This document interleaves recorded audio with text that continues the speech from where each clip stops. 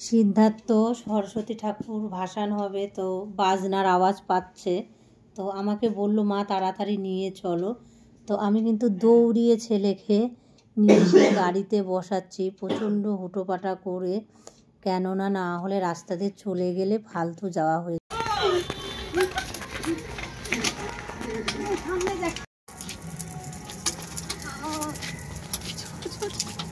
আসবে তো আদেও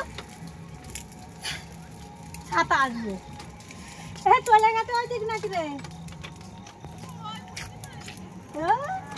ওই জন্যই তো নিয়ে আসি না। আশা ঠিক থাকবে কি না এর শুধু বায়না নিয়ে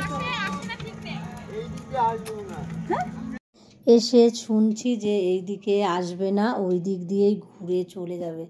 তো তখন মনটা খারাপ হয়ে গেল, এত কষ্ট করে নিয়ে আসলাম আমি ছেলেকে। আমি চটিও পাই দিইনি।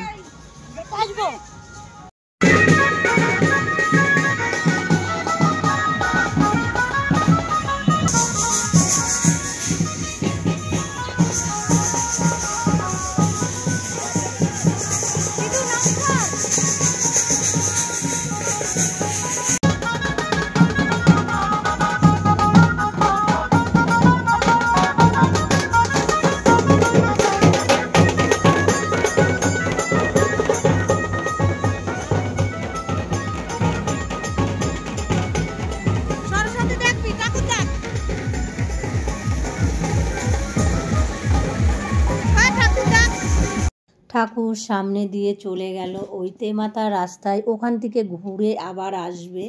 তো দেখতে পেলে একজন বউ বলছে, দেখ দেখ ও নাচ করছে। হ্যাঁ, নাচ তো করবে, আমি করতে বলেছি। কেননা যে যেরকমই হোক সবার একটা মনের আনন্দ ইচ্ছা থাকে।